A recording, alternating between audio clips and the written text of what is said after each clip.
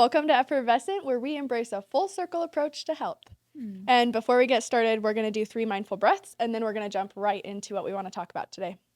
So for the mindful breath today, we're going to do it more focused on the sensation than on the breath itself. So if you can close your eyes, close them. If not, you can keep them open and just take a mindful breath and notice on the cool air on the back of your throat. Maybe you notice it in your nose. And then take a second breath and really try to follow the sensation of temperature all the way in the nose, all the way back out. And then this last one, deep, full breath into the tummy and feel the coolness all the way into your lungs. And maybe warmth as it comes back out. Ta-da! So good. Okay, so today I want to take it a little bit deeper. We talk a lot about health, and in our last week's episode, we talked about physical health and all the myths in the fitness industry, and it's so enlightening. And today, I want to talk about what emotional health is, what energy health is. Back when I started yoga and everything, I couldn't even say the word yoga, let alone the word energy. I thought the word energy was like so whack. And now I'm like 8-9 years in and I'm like, it's so important. But I maybe have already said this on the podcast, maybe I haven't, but I was so determined to figure out what the heck is energy that I went to the energy healing conference. I got a free ticket and I walked in, I went by myself. This was in my single years, trying to just figure out my life. And I walked into the energy healing conference so determined to figure out what the heck energy was. And I walked to the first booth that looked like professional-ish. Which is so funny because last year I actually went to the energy healing conference and had my own booth. You look professional-ish. Yeah. But I found this guy and I was like, "Sir, what is energy?" And he smiled and he said, "What is energy to you?" And I said, "No, I'm serious. What's energy?" And he said, "What is energy to you?" And I was like, ew. This is the classic, like, yogi answer. No, like, I'm actually trying. And so I left. I think I bought myself a plant and then I left. And that was the beginning to me figuring out what energy is. But now I literally teach people to be energetically healthy, like on the inside. And so today I wanted to talk about energetic health. So my first question is, what does that even like mean? What is energy? First off. I mean, that's such a big question. I know. What is energy to you? Exactly. Oh, okay. I'll just like talk because I'm talking. There's so many ways to look at it. I just trained yesterday at wrong university. She's done both. I have Rocky Mountain University. I just trained, and the topic that they wanted me to discuss was bringing good energy into the workplace.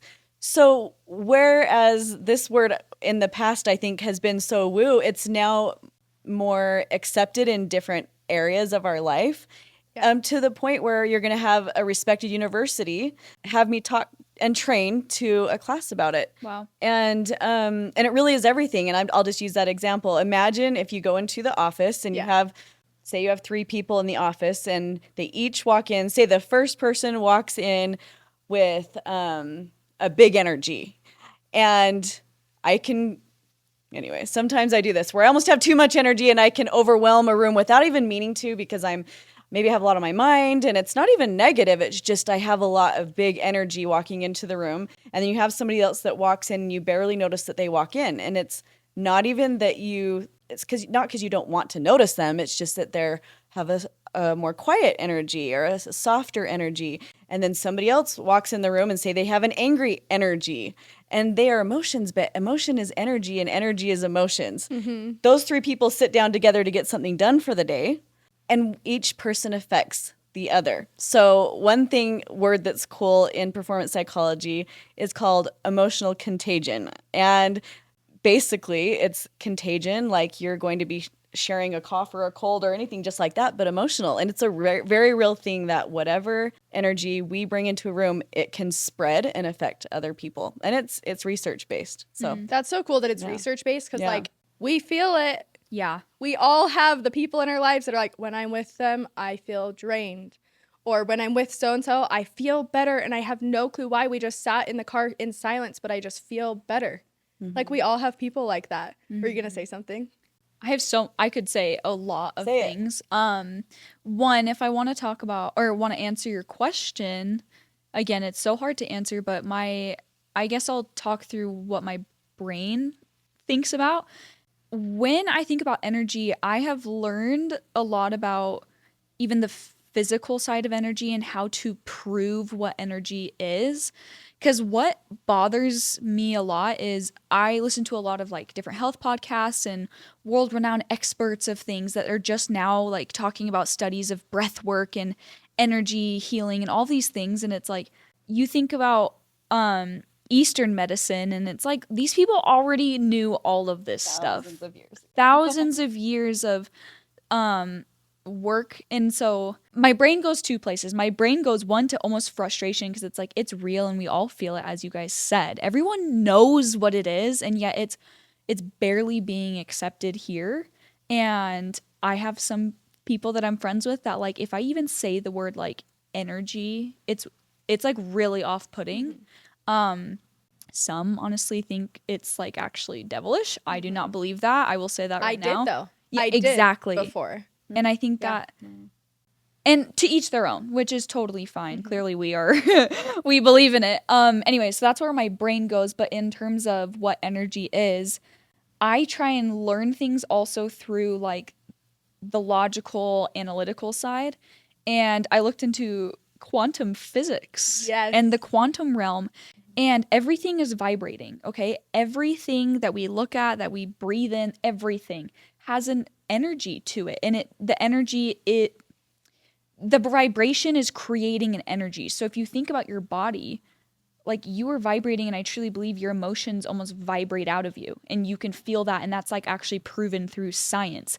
Oh, yeah. Now, I think through years, and I would love to go to school for this, is like proving what we already know.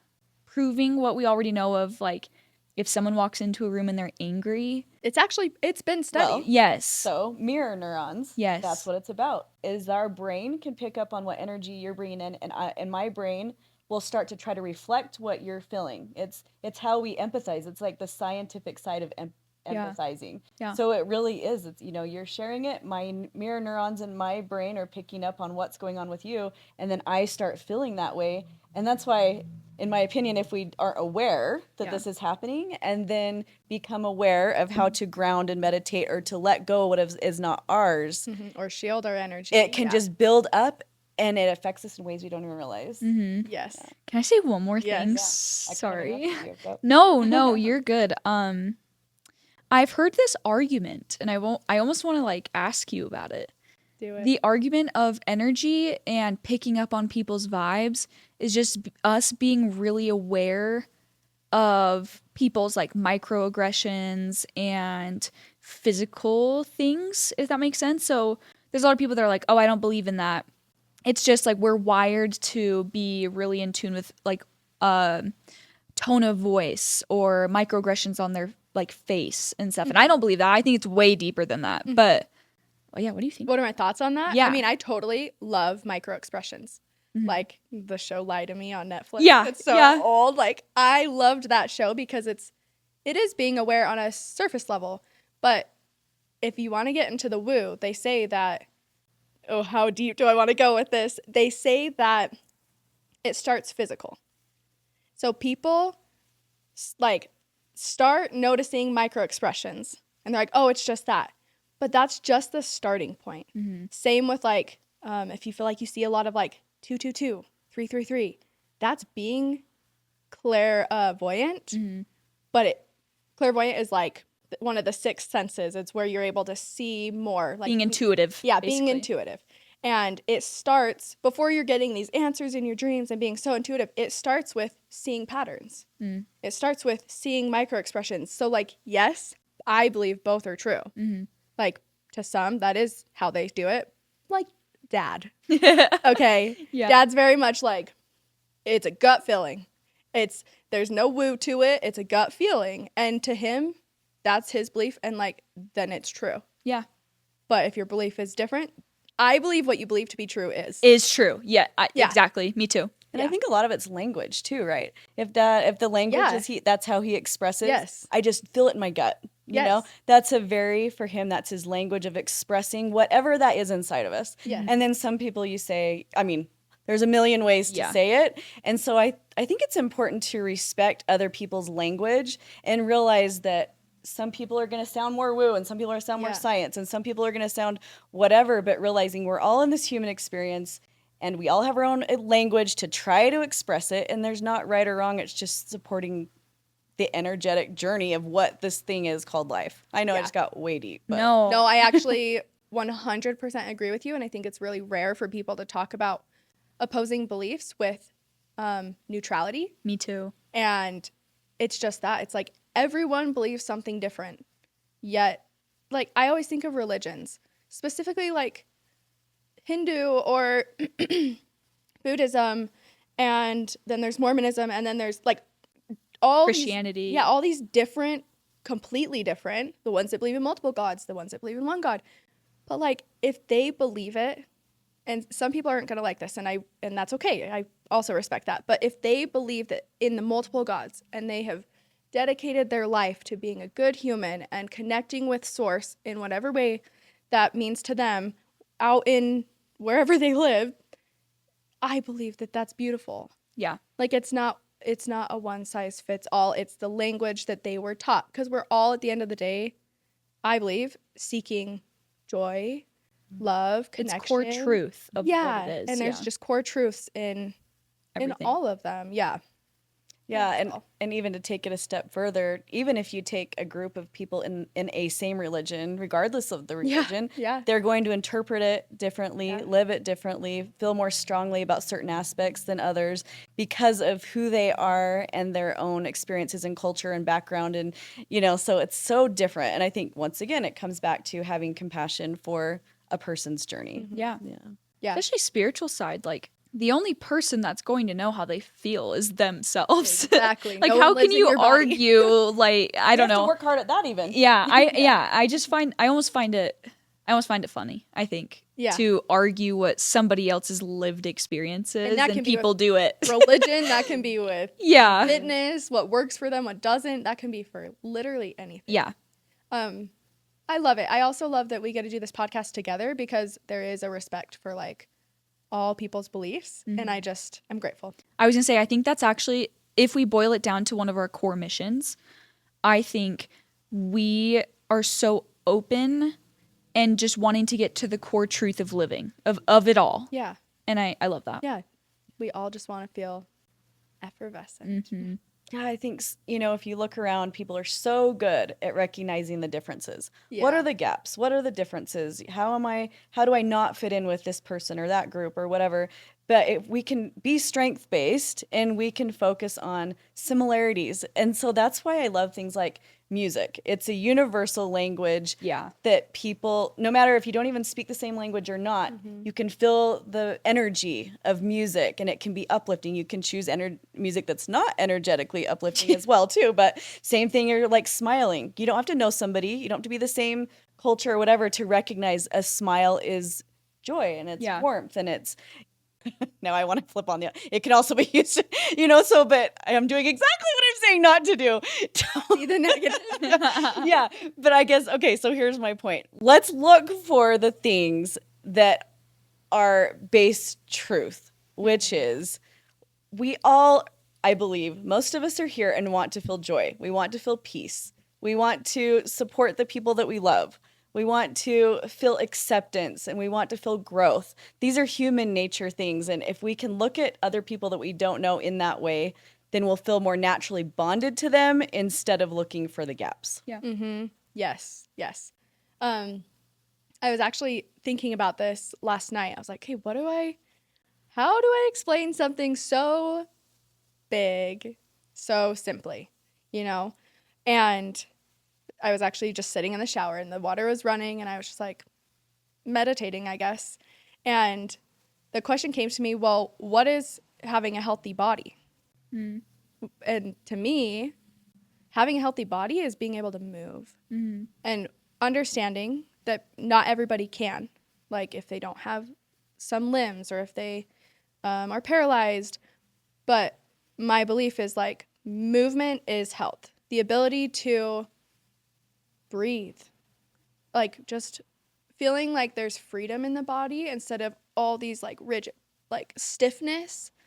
That's health to me. Mm. And so then I was like, okay, then what's energetic health? And I feel like it's the same thing. Mm. The ability to walk through life without getting triggered and then like getting lost on the wave of emotion, or being able to walk through life without hearing someone's opposing belief and getting so worked up and mad about it. It's like just allowing life to move through us, emotions to move through us, beliefs, and not be so rigid and attached and blocked in our bodies. Yeah, Yeah? I agree. Okay, because it's like such a whimsical feeling topic, but at the same time, it's true. I think it comes back down to like, you can't name it, but you can point out someone that has good or bad energy. Mm-hmm. Truly, like you really can, and that's just undeniable. So I think I like the visualization of either being rigid or letting it flow, because as someone who used to struggle with like even panic attacks and stuff, so much of that was what is the word? Spiraling, but spiraling on the same thing, rumination. Mm-hmm. And it was like I had to hold on to the thought and like it, and like Or figure it out. figure it out. Yeah. Yeah. And actually, if one of you guys, whoever's listening, struggles with anxiety, a book that I love that really helped me is The Untethered Soul. Mm-hmm. I always It's forget on our book list. Yeah, book list. Ooh, freebie. Yeah, so our freebie this month, Yeah.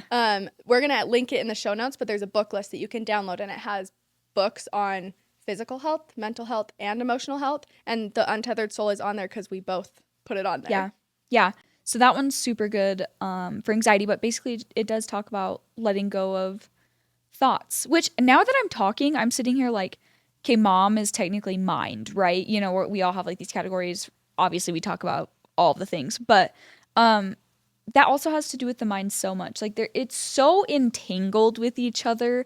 It blows my mind still that in schools they don't teach it. You know what I mean? Like it just blows my mind because you can't talk about one without the other. You kind of can with fitness because it's like even a layer outside of that. Like you can stay surface level.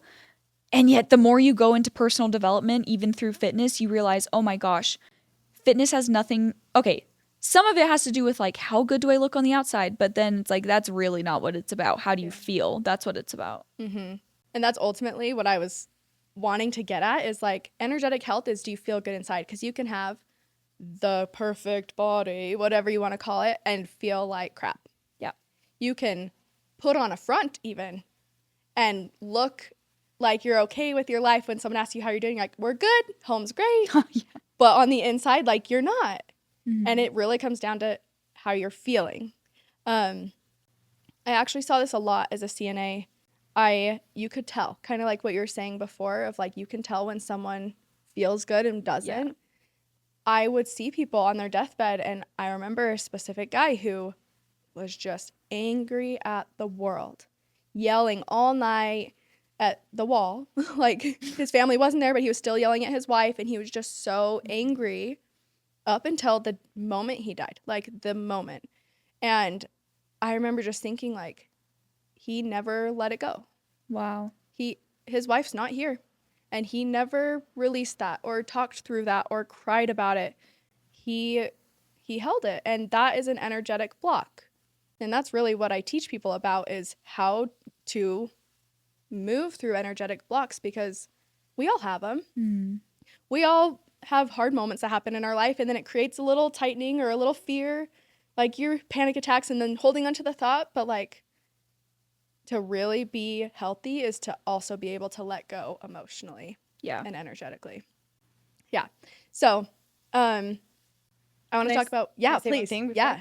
I'm trying hard not to interrupt. I Oh, take my please say ADHD everything. medicine today. No, I'm just kidding. So one step back, and I think we talk about this a lot, so we're kind of assuming that everybody is kind of talking about it in the way that we are. But I think it's important to say, and one of my mentors in performance psychology, Dr. Matt Moore, Love he him. always talks about how awareness is, if he had to pick one thing, and I hope I'm not misquoting this, sorry Matt if you listen to this, but awareness is maybe number one. It's very, very top, because if you're not even aware so about agree. what's happening, body, mind, soul, inside of you, how can you change or do anything different? And so I would just take it a step back and go, okay, how can we be, and I have to work on this all the time, how can we be more aware of even what's happening so that we can work on it? And I know you talk about this a lot with your grounding exercises and stuff. Yeah. It helps you talk. That's the first step to anything. Yeah, like you're saying. awareness. Yes. So First step. maybe I would love to hear one of your tips on being aware through How to grounding. be aware? The mindful breaths. Okay, yeah. We've already been doing it, and everyone says, take a deep breath. And some have no idea what it does to the nervous system in the body to actually just pause your thought process for 1 second. That highway that's going in your brain, that's not just a neural pathway, it's a freaking super highway straight down. Same. Yeah. Mine's an 8-lane highway on. Exactly, of just thoughts that don't stop. Yeah. And we don't know how to stop them. We stop them by taking the deep breath. Yeah. Even if it's one. Just taking the deep breath and not sitting here thinking, oh, I'm taking a deep breath because they told me. No, feel the breath in your body, because the second you're able to take a breath and feel it, that means you are present. You're not thinking anything about anything but the exact moment you're in.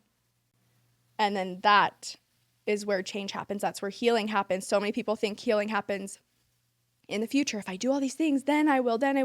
It happens when you can stop yourself in the moment of chaos. And that happens practice, yeah. with taking a breath and slowing down. I have the most amazing tip that I haven't Heck shared yeah. with you guys. Do it. You guys. Okay. It's so good, and you're going to love it. Legit, and it's free, so it's great. So, if you are like me and you use social media on your phone, as we all do, there is this app called OneSec, and literally all it does, you have to like set it up through hopefully there's an Android version, but I know there's an iPhone version. You set it up where as you tap Instagram, you tap it and it switches to this screen and it makes you take a breath, and it says 1 sec. Love. And it breathes all the way in and then breathes all the way out. Funny enough, I deleted it because I got annoyed. But at the same time, here's the thing: I work so much on my phone, so I kept having to like open it and like do it. But I'm sitting here like, no, that's worth it. awesome. Yeah, that's Yeah. worth it, because every time it did, I would sit there and I'm like, why am I opening this right now? Okay, it's because I needed to post a story about something. If not, it made me think about it, and I wish that it's almost like you need to post. Set up more 1 second moments throughout your life, even physically. Yes. 1 second. Literally 1 second. People are like, meditate for 10 minutes. Yeah. Great if you can get to 10 minutes, but if you can just pause and take a breath, Yeah. that is step one. Like every time you're on the toilet. Like, I'm not even kidding. Seriously though, or like, I'm on the toilet for a lot longer than 1 second. but like, okay, as you're opening the car, when you first get in your car, Okay, you know, like I'm gonna stuff actually like share a that. tip that wasn't planned, but it goes along with this. So it's something called a mindfulness bell, and you choose something that you do daily, and whatever this thing is, like if you live by a train, it could be when the train goes off, or it could be when you go to the bathroom, but it might stink, right? Like think of something that's Deep like breathe. yeah, Yeah, maybe it's not the just- best combination. and it's your mindfulness bell. I'm trying to think of what mine used to be. That's a good idea though. I don't remember what mine used to be, but it's coming up with something like every time my kid comes and hugs me. Okay, that's my mindfulness bell to breathe. So yeah, I have one that's kind of more physical. yeah. I'm not currently doing it, but every time I go through a doorway, I do 1 push-up.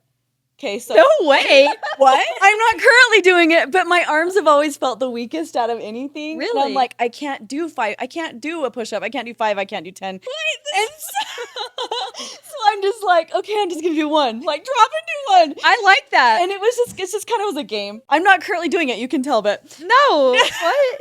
That's sick. That is just I just so catch you doing a mom. just for like a game. I'm going to talk at this university, but if I walk through the front door, I gotta stop, drop, and Not push the up. front door, like in the house. So I'd be like, yeah, and Yeah, I'm like, crap, I can't go doorways. back out that room. I love it. I love it.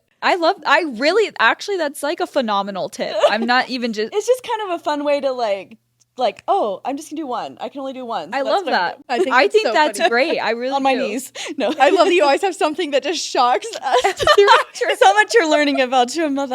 I love it. No, I love that. There was one more thing I wanted to bring up in this episode before we wrap it up, and it's boundaries. Good old boundaries. Like, if you have done therapy, even if you haven't done therapy, I feel like boundaries is a pretty common term now. It wasn't Yeah. even when I started therapy, but now I feel like people are really trying to figure out what boundaries are. And they're great. Boundaries are to keep people in your life, not out. Boundaries are to make sure your cup is filled so that you can fill other people, like help other people too. There's so many things about boundaries, but there's not enough conversation about energetic boundaries. And I feel like all three of us have learned a lot about being healthy, just having energetic boundaries. And I do believe that that's part of having healthy energy is having energetic boundaries. And so maybe I want you guys to share like one tip you do to keep your energy healthy. So I can start to give you guys some time to think. One thing I do to keep my energy healthy is I take alone time.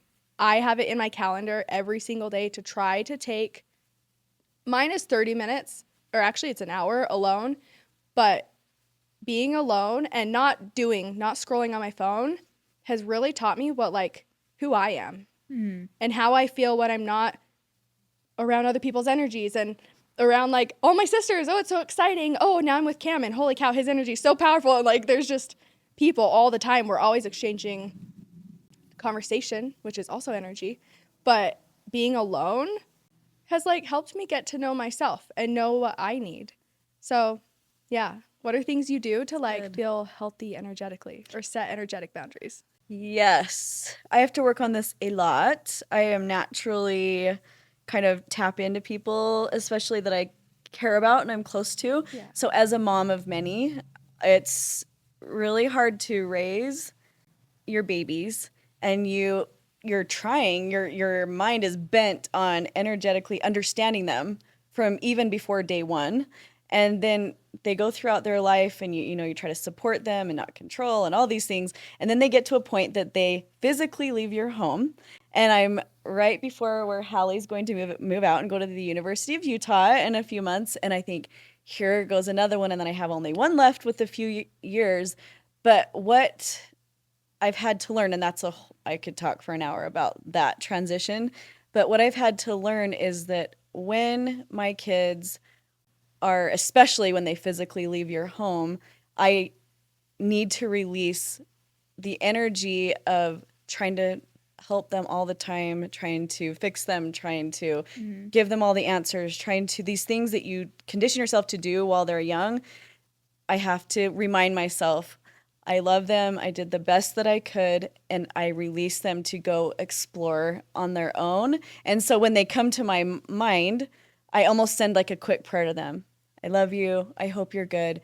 And I don't let my ruminating thoughts as a mom live in their lives because it doesn't, in my belief, it doesn't help them because in a way I'm trying to control their life by doing that. And it doesn't help me because I'm not putting energy into something I can actually do about in my own life. Yeah.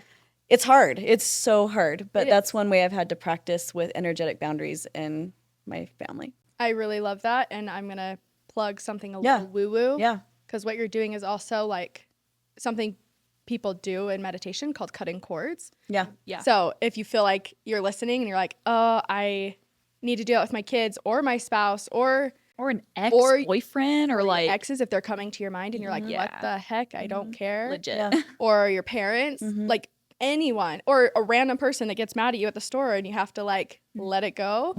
Cutting cords. You can look up meditations on YouTube. Yeah. Just say cutting cords meditations.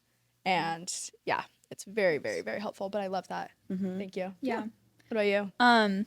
Actually, it's so funny because my practice is a meditation practice as well. I don't do it as much as I probably should, as all these things, I swear. But I want to say to that, like, even when you say this is a little woo, I sit there and I'm like, yeah, but if you like think about it, I just feel like people get what we're saying, but it's just not talked about as much, Yeah. you know? Yeah. And it's so hard because then like people will want to be like, oh, you're crazy. But it's like, no, you feel it. You know what we're talking And about. I almost feel like I have to give a disclaimer every Yes, time. this And is- I'm like, This Why? is yeah. And so I just want to I feel that too. Like, oh, I need to give a disclaimer, but it's like, one, if you believe that meditation will help you, it will help you. yes. If you believe it's all fake and full of crap, it won't help you. Like, Yes. you know, so I just have to say that. But so mine, again, like this may be for you. It helps me so much when I do it. And yet, if you think it's crazy, then you think it's crazy. Like, fine. Leave a comment. Yeah. Crazy. And one more out low if you think it's crazy. But this is a meditation I was taught by Deborah Lynn Katz. She's amazing. It's like a spiritual teacher. She's great. I won't go through all of it, but I don't know if there is one on YouTube. So I want to explain just how to do it for a second. You sit there, you close your eyes, you obviously, try and calm down and all of these things, and you just kind of are aware of your breath, hopefully for like maybe 5 minutes, just to like release everything. But I can't remember what it's called. It's like the giant sun one. Do you guys remember this? Or Oh, a yeah. ball of energy? So I've basically, you visualize a tiny ball of energy / sun kind of sitting above your head, okay? And it's really small. And some people are more visual than others. I mean visual in like in your head visual. So you kind of try and picture it, but basically the whole name of the game of the meditation is to think about all the energy that you were giving to other things and you call it back into the sun. And the way that this helps make it even more real and vivid and helps me more is to think about like a color of what your energy is. So you can do anything. It can be a person, it can be a place you're thinking about, it can be your phone. You call back your energy and literally visualize it going into the sun, okay? And the sun is like purifying it. So I don't know why, but my energy is always like a pink or like a neon green. And I love it because it's like, oh, I'm just going to pull all of the energy that I've been working on in my phone or my computer back up to the sun. And then you can do this for however long, like there's a lot you can think of. But then at the very end, you imagine the energy, you imagine the sun, you pop it, and then all of the energy flows back into you and you just are like new and renewed again with all of the energy that you're not giving to other people. And that is super spiritual and I guess woo. But I'm telling you, I physically feel better after I do this practice. Oh, yeah. It's one of I actually teach it in the trauma toolbox. I teach it all the time. I know it was super powerful for you too. Like, Yeah, the first time I did it, I was blown away because Yeah. it's almost like when you try to explain it in a situation like this, people are like, oh, yeah, that kind of makes sense. Yeah. Try it. Yeah. I would say give yourself 30 minutes when you need your alone time and actually go through the process of taking the time to do it, and it can be transformational. yeah, which if you do want to do this meditation, it is in my course, The Trauma Toolbox. Oh, sick. I have it recorded with a yoga flow. So, Oh, like, cool. there is a version of it that isn't Deborah's. But Awesome. yeah, it's honestly life-changing. What were you going to say? Sorry, I had a thought too. Even like I'll even do it. I'll catch myself doing it with like one person that I like can't stop thinking about. Or I don't know. One thing I can't stop thinking about. I'll pull it into like the sun and then I'll like put it back into me. And it's like it's kind of funny because I guess I do it more often than I think I do because I don't sit down and make it like a huge thing, but as much as I do, but yeah, I still like that practice even for little things. You know the process of it, so it's not going to take you maybe as long. Yeah. Sometimes. Yeah. Just really cool. visualization. And intention is so powerful. I mean, that's a whole episode. I won't even go into it. But intention alone is like, if you have the intention of calling your energy back, you can do it in an instant. Yeah. It does not have to be this 30-minute thing. True. This is actually something that we do in Costa Rica when I bring people, because so many people are worried about leaving their family and their kids. And it's like, okay, you're here, be fully here, you know, instead of half of you still thinking about the kids or half of you still worrying about this thing at work. It's like, be where you are, you know? Well, to wrap this episode up, I think that the main message I want to say is we can work on our physical health all day long, and it is equally important to also energetically exercise, emotionally exercise. Like there's emotional fitness and there's physical fitness and there's mental fitness, and it's not one without the other. Yep. So until next time, see you then.